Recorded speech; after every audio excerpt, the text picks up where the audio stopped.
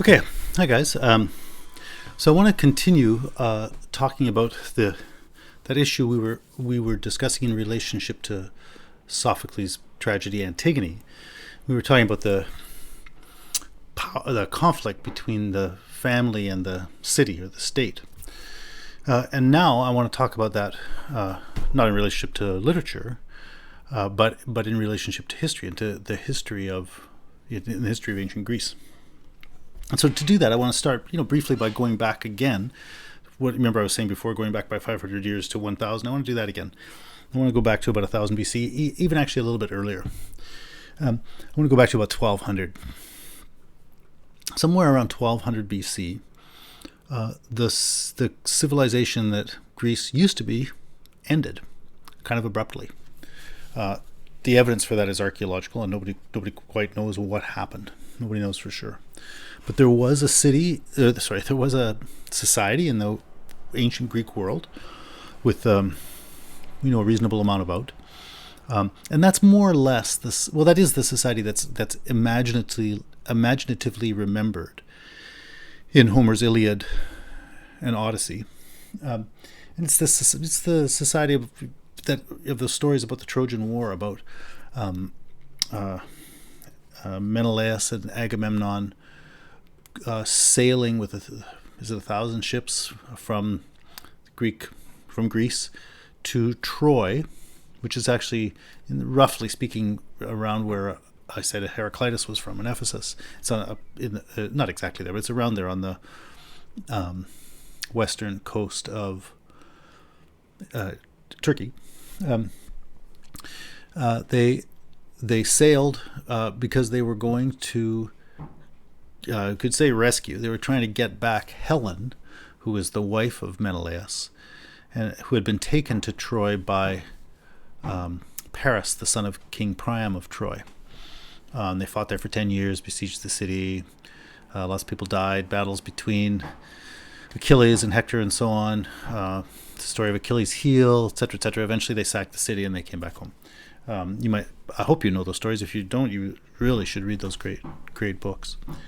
But anyway, that society is real, not exactly as portrayed in the Iliad and the Odyssey, but there is a real society, and the thing that's distinctive about it and relevant for our purposes has to do with the structure of that society, and it relates to the thing that I was just saying. When you read those books, you hear about all these heroes: Achilles, Agamemnon, Menelaus, Priam.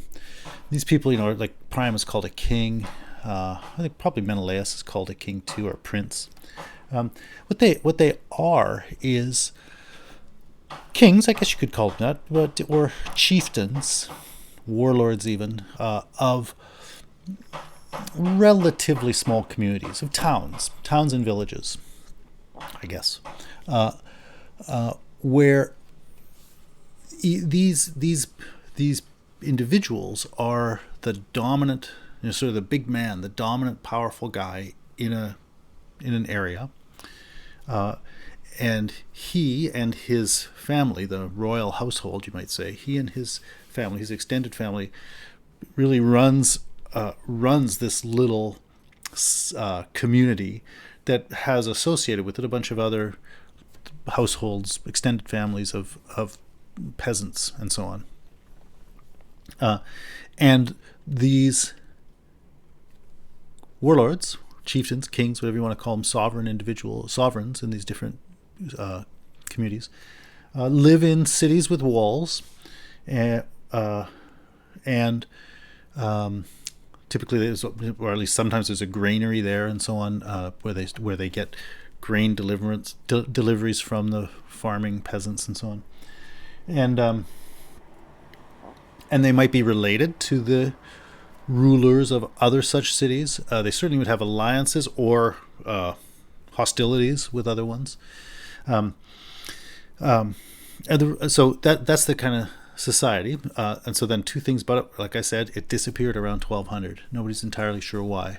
But that which was the real structure of the society up until that time for hundreds of years ended, and kind of abruptly and mysteriously.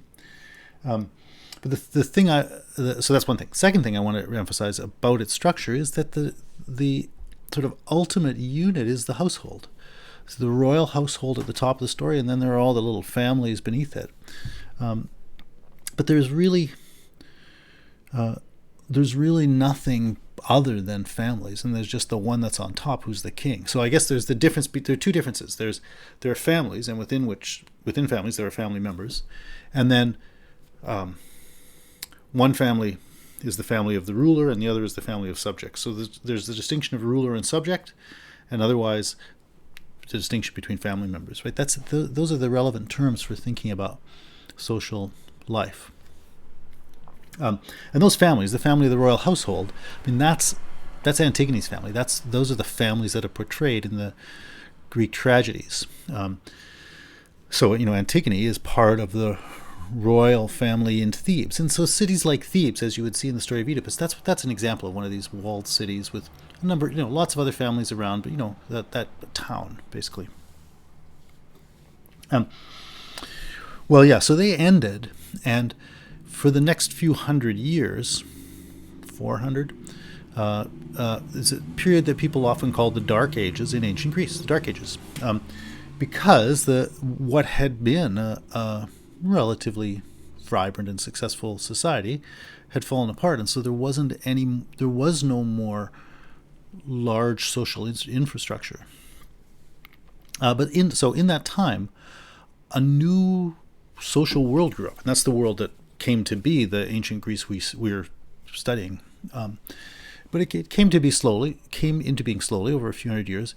And what happened was, basically, peasant communities developed in different locations, but often around the sites of former cities of this older order.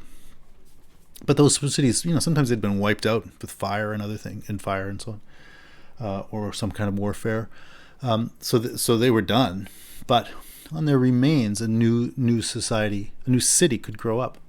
But so they were largely peasant communities, and then on the other hand, it's not like everybody from the little communities died, and so some of those powerful families from the older society continued to exist, and so there was still a kind of hereditary nobility that had a place in this developing culture. And so these new cities came into being, over the next 400 years, and then over the subsequent 400 years, a new kind of culture developed on the basis of these new kinds of little cities, these new kinds of little societies. And those cities were marked, for the reason I just gave, they were marked from the start, typically by a conflict between the hereditary nobility and the peasantry. Marked by conflict basically about, how badly would people be treated and who was going to be in charge. So there were lots of conflicts, and effectively you could call it class warfare.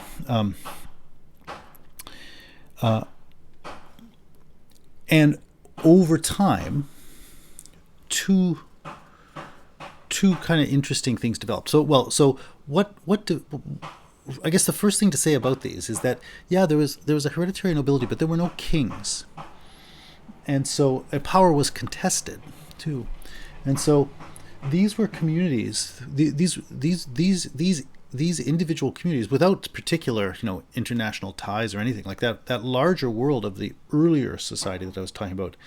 Had a lot going on in a lot of places, but that whole network had fallen apart, and so these new cities were sort of growing up on their own in relative isolation, not complete, obviously, and they basically developed these cities on their own, developed their own ways of running themselves. So they became self-governing communities, and that's what we then call the polis, the city or the city-state, as opposed to our modern nation states. The city was itself a state.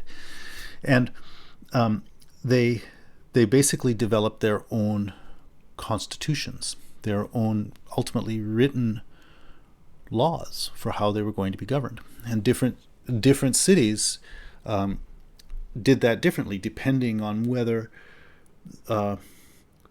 the relatively small number of rich and powerful people were able to keep more of the power in their own hands, or whether the larger population was able to keep more power in its hand. And so those two options are oligarchy and democracy. Oligarchies are those cities in which power is given only to a few, so only a relative, because oligos is the ancient Greek word for few.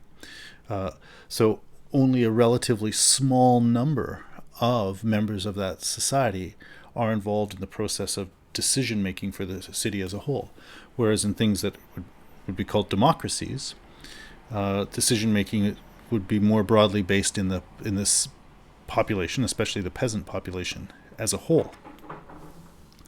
So yeah, that's the kind of thing that developed over time, especially, as I said, in the context of some real conflict between the nobility and the peasantry.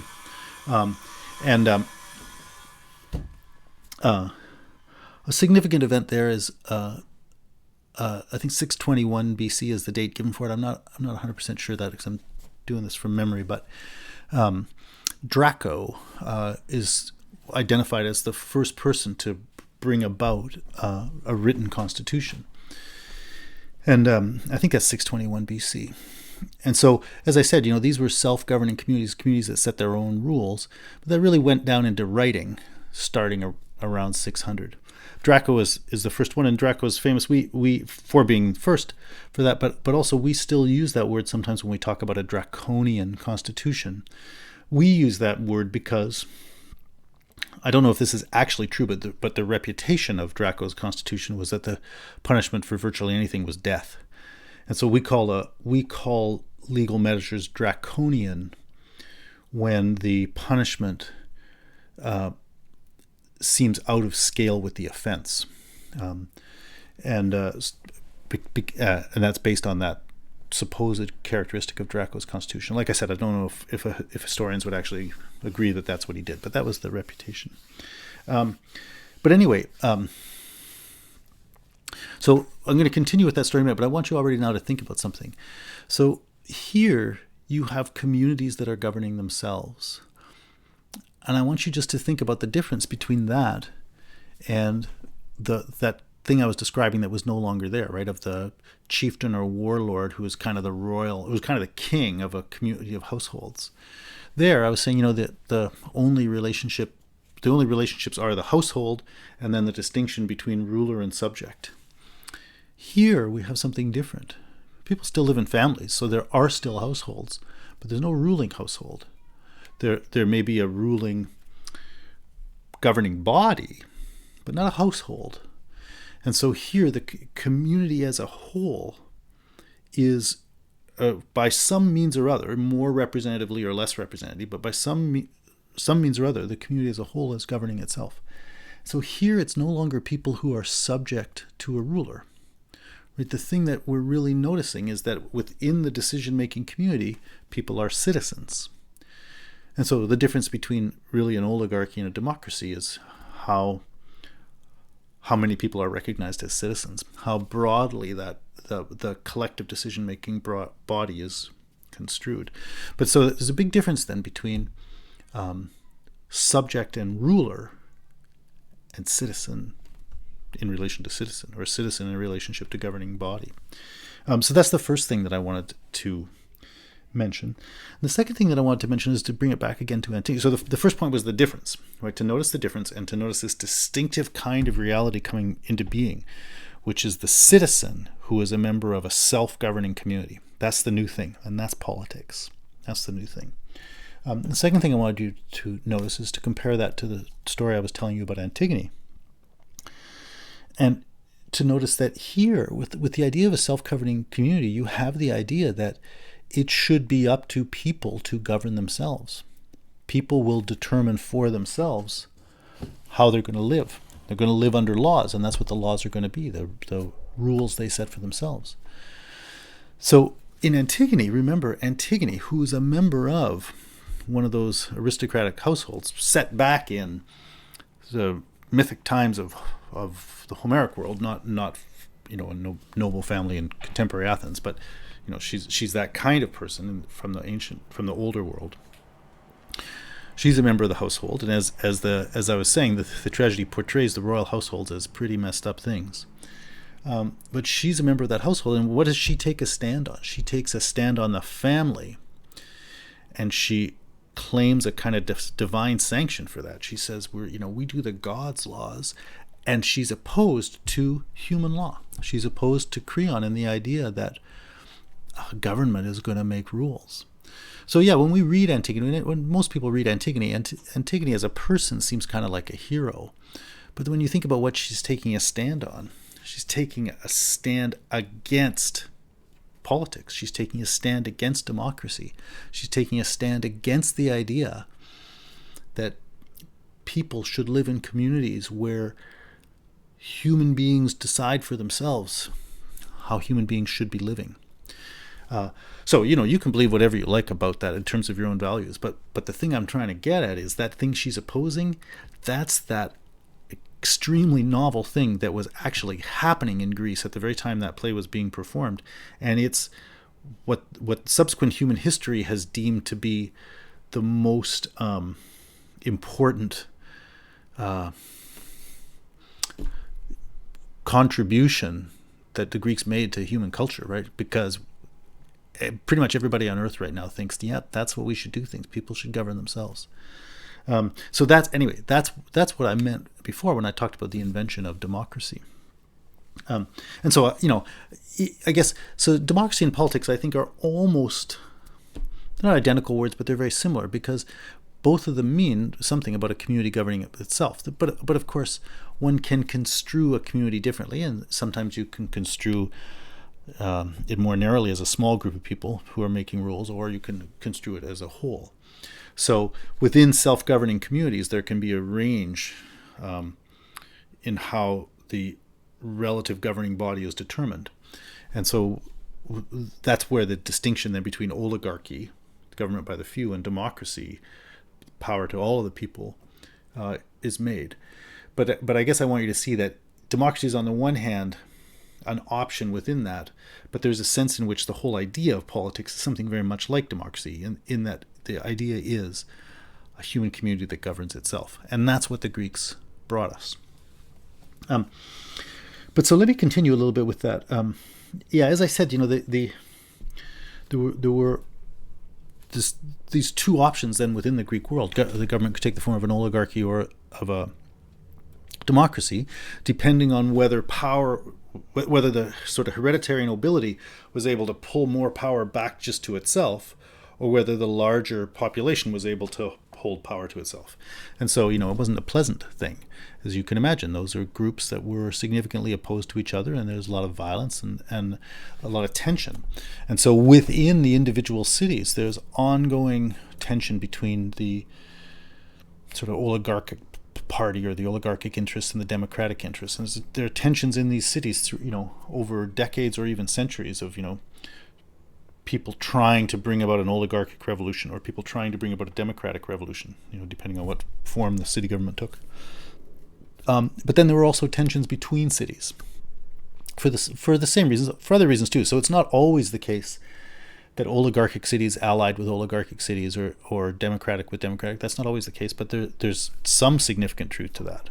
And particularly, I think, for this reason that even though I think, as I said at some point, there's no national government here. These are city-states. There's no nation-state. And these cities, in a way, were sort of local, self-defined things. Nonetheless, there were lots of connections between, especially the nobility, in one city and another. Not unlike the ruling families of Europe in much later centuries. People are often related by blood, by marriage, and by various other things. And so it could easily be the case that the oligarchic faction in one city, the nobility that wanted to seize power, would have allies in the noble families in other cities. And so an oligarchic city could easily sometimes lend its power to the oligarchic faction in another city to try to bring about a coup there and so on. Anyway, so I just want to mention that. The details of this history are really quite interesting. We're not doing a course in history, so we're not going to talk about it, but they're really fascinating. You could read a lot of them in Aristotle's Politics or in his work called the Constitution of the Athenians.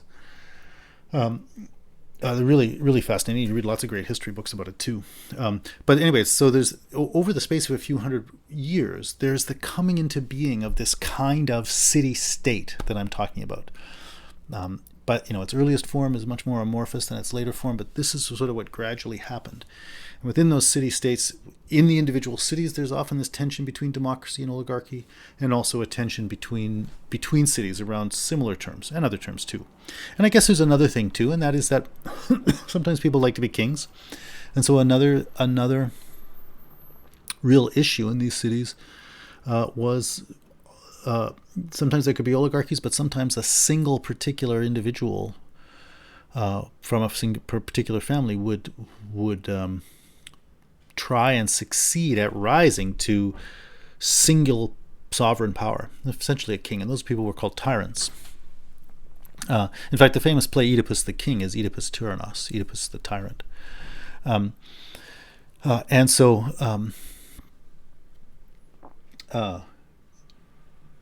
tyrannies were another thing that would occur. So there were the options of oligarchy and democracy, but there was also, especially for a certain period, tyrants would sometimes succeed in gaining power over a city. And in fact, sometimes that was associated, you might find this surprising, sometimes that was associated with democracy, because even though democracy seems the most opposite to that, in the sense that it's trying to give power to all the people, in giving power to the people, you set up a situation where popular perceptions can elevate someone to power who's actually not a very nice person, right? So it's possible to manipulate democracies and such that tyrannical individuals come to king-like power. And that's the thing that happened in Greece various times. Anyway, but so that's just a little bit about the sort of power dynamics in the cities. But what I was really trying to bring out there, first of all, was the distinctive character of the polis, and to bring up this idea that a kind of organization is coming up that's different from the household and in certain ways opposed to it. Why do I say opposed? Well, because when you had, let's just take the more democratic city. Let's not worry about the oligarchic one for the moment. In the more democratic city, what's happening is that like in Athens eventually, virtually every citizen male could participate in the assembly, which means vote on policies and so on, vote on city decisions and so on, and also hold various kinds of public office, and also be in the juries and the law courts and so on. Those are the kind of ways people would participate in political life.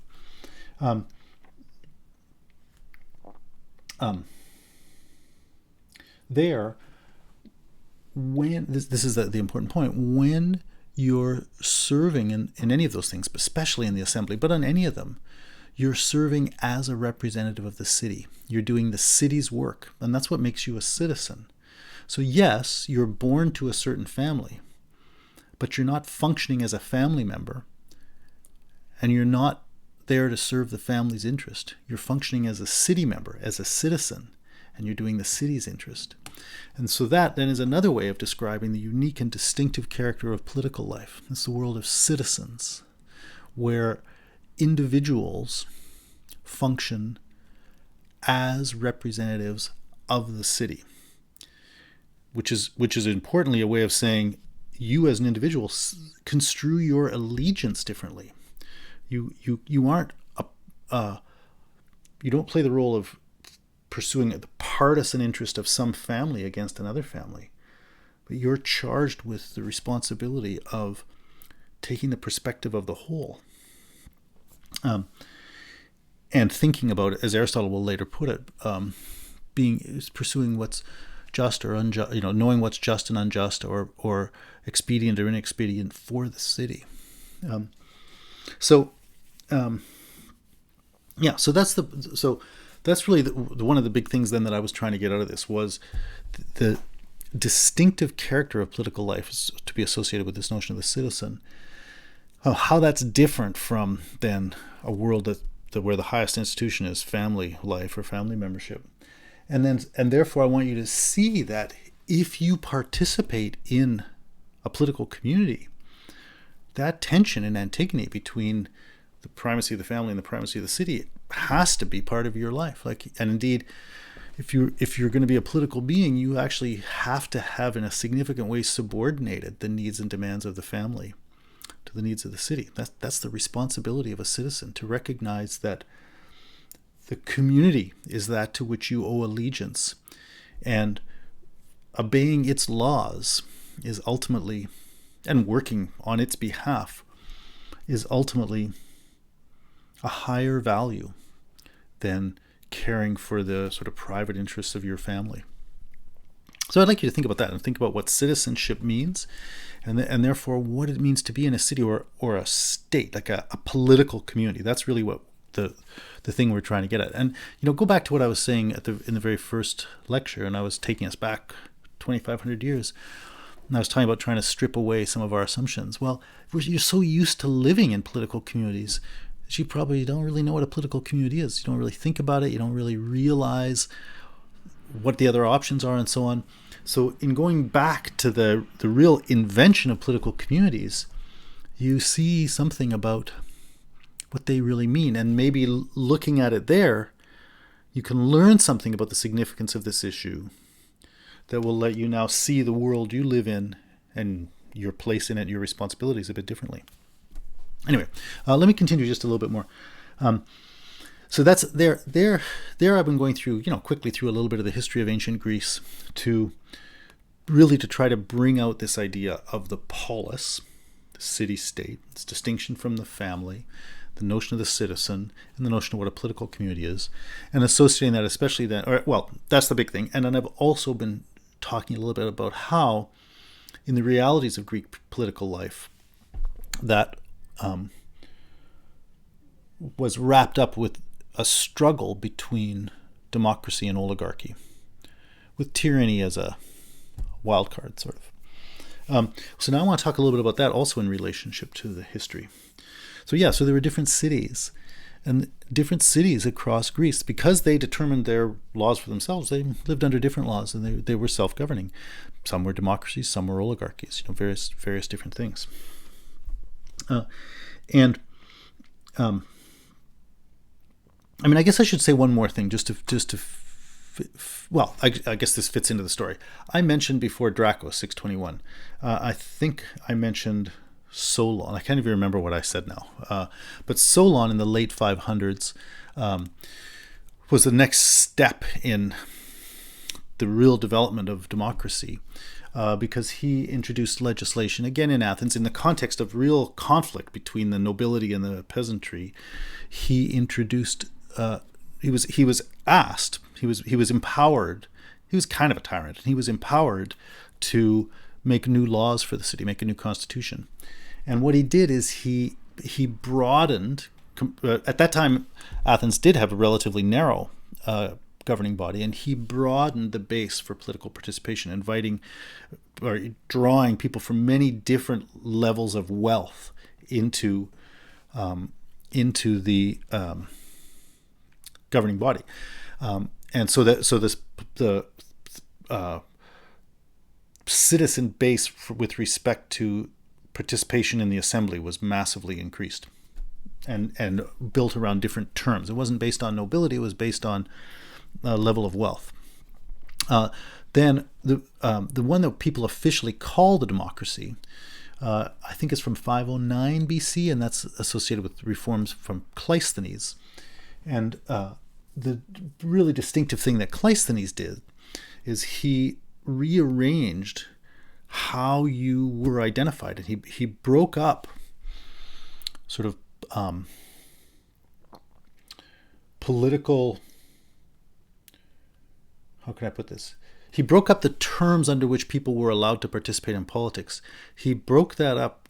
He broke up traditional family-based things or clan-based things, and redefined what groups individuals belong to based on geographical locations. So he did something like setting up cities with, Ward 1 and Ward 2, where you vote now depending on where you live in the city.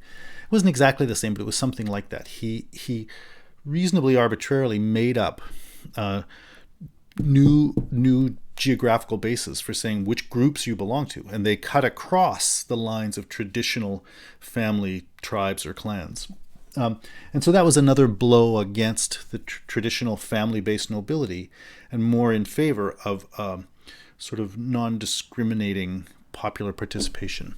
And then there were further reforms by Ephialtes and Pericles that gradually brought more and more people into decision-making, but bringing more people into participating in the assembly, bringing more people to the courts as members of juries and so on, being able to bring new people into certain kinds of political offices, like changing some traditional political offices so that not only members of the nobility could occupy them and so on.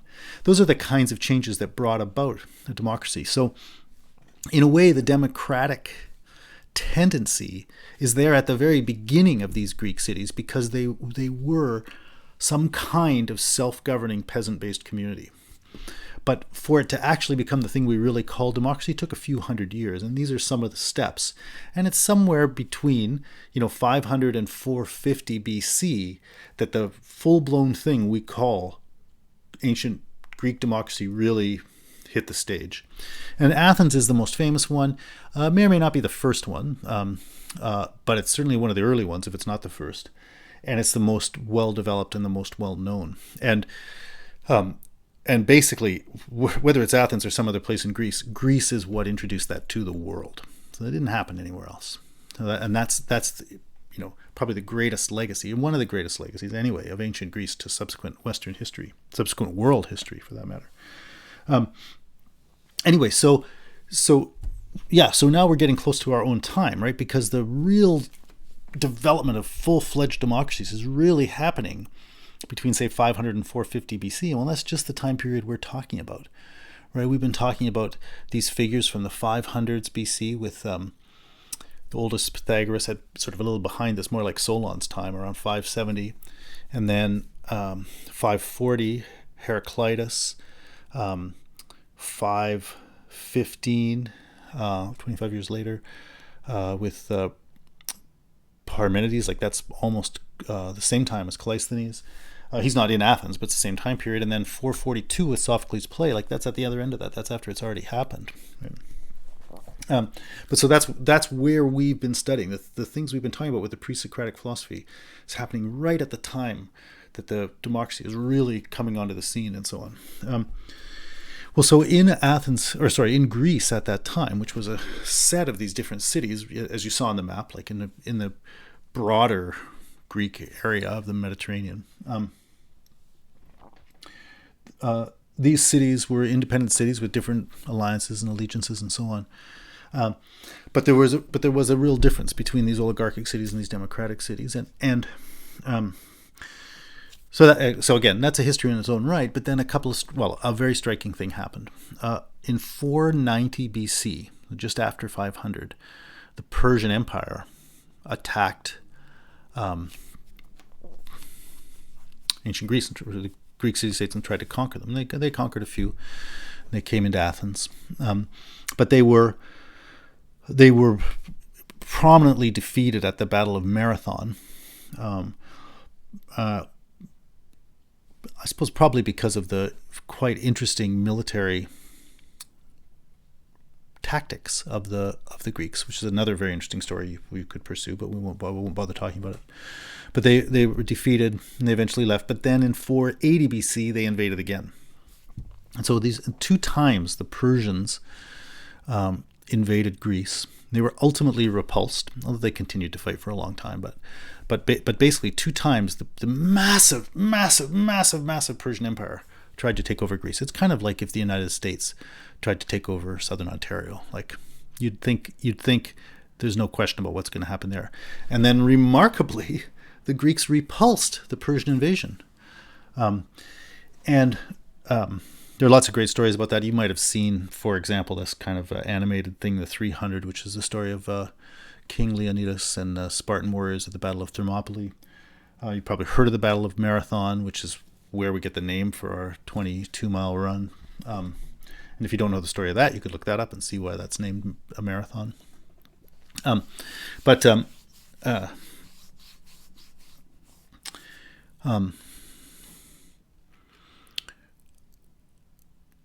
but they won.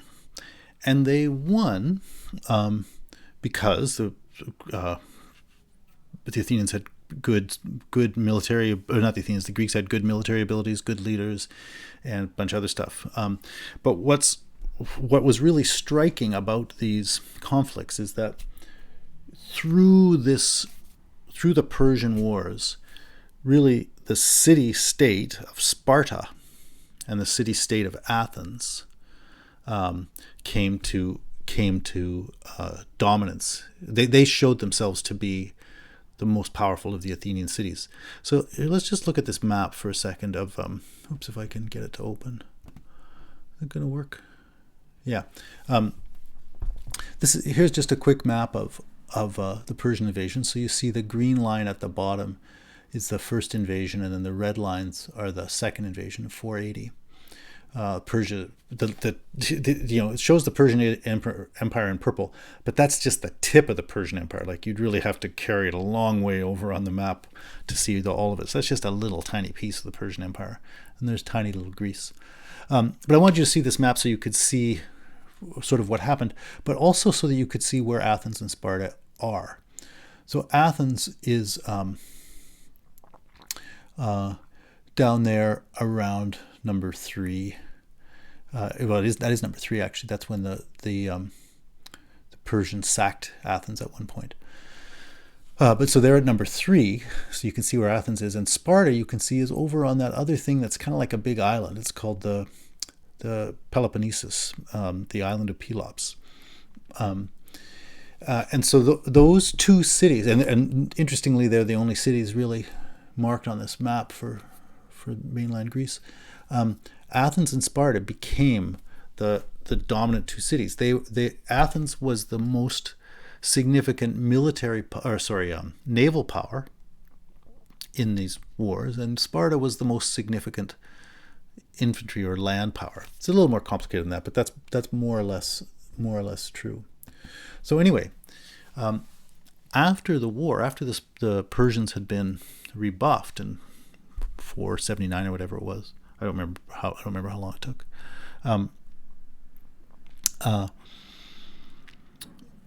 Greece had won that war, but they were left with these two cities that had become really powerful by their basically leadership role in that war. And so between about 480 and about 430, a 50-year period, in various ways, a tension between them was being played out in Greece to see who was gonna take it, who was really going to be the dominant force. And each of those cities developed a big set of alliances with other cities. Then in 430, I got to add one more thing. And Athens, as I've just been telling you, was famously a democracy. And that has some significance for its power in the war against the Persians, because its navy, those were ships full of poor peasant-type people. So the peasants were soldiers. Whereas in the more aristocratic or oligarchic cities, soldiers were often only wealthy citizens who could afford to buy good armor for themselves to fight on the ground and so on. And so even in military practices, there was a real difference between oligarchy and democracy.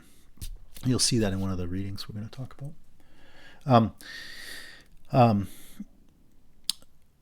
But yeah, so Athens' power in many ways was built more around her navy and her ability to sort of control cities around the Aegean Sea. Sparta's power was more land-based. Neither one of those was exclusive, but that's more or less true. But anyway, they built up themselves into these two huge rivals, and then they went to war. And so from it goes sort of up and down, but from roughly 430 or 431 BC until 404 BC, Athens and Sparta, on and off, basically fought a war with each other. And that's called the Peloponnesian War. It's called by the Athenians that the war with the Peloponnesians, the war with the people from the island of Pelos, meaning the Spartans. Um,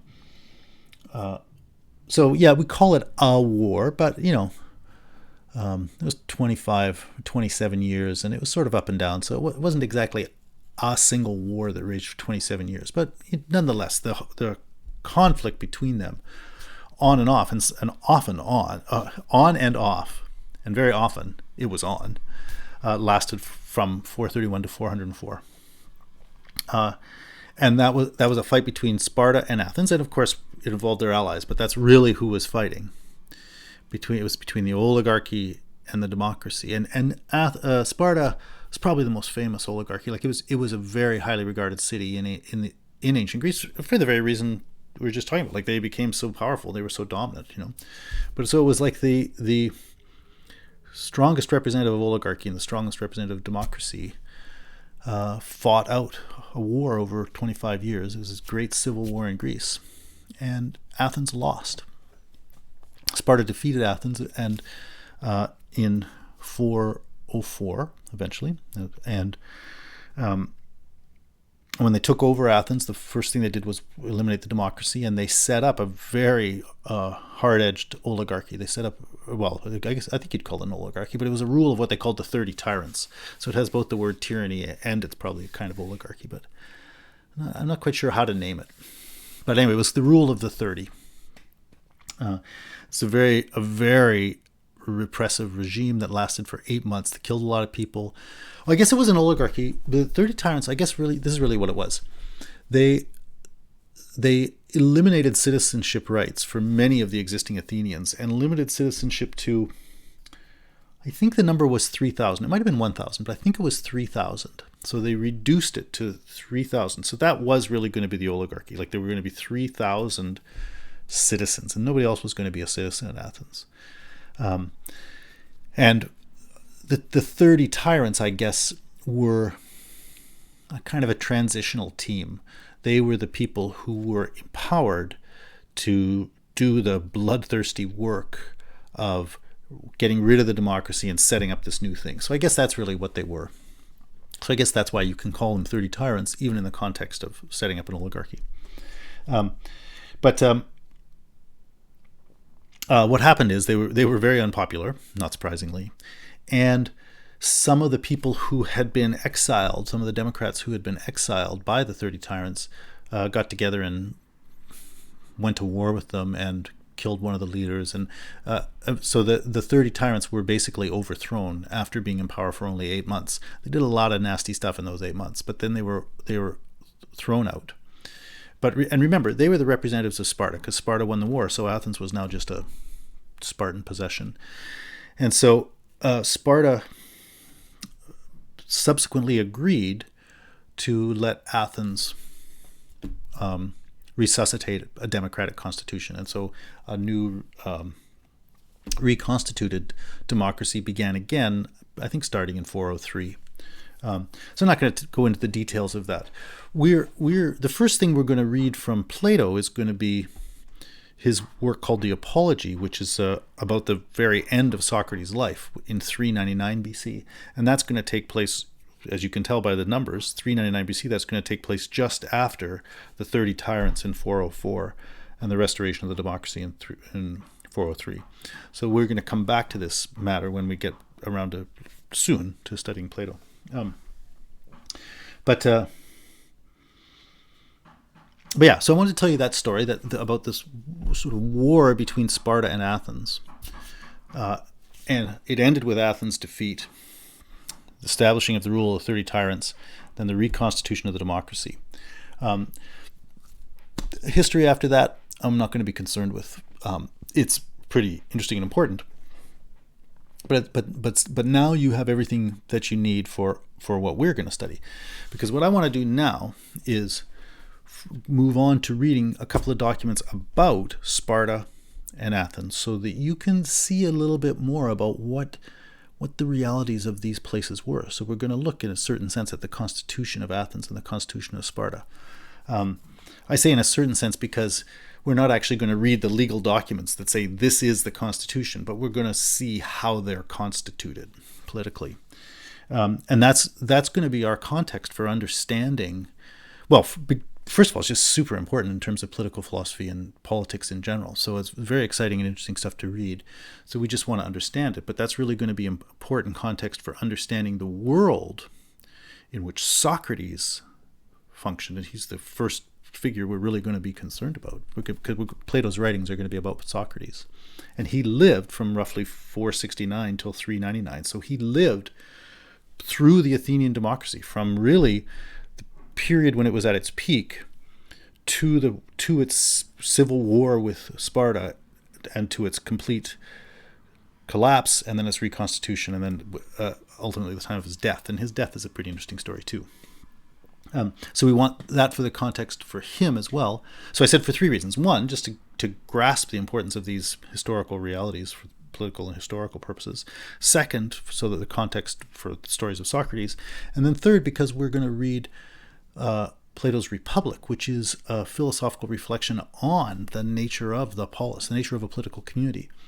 And understanding some of these things about Sparta and Athens is going to be very helpful for thinking about some of the issues that are discussed in the Republic.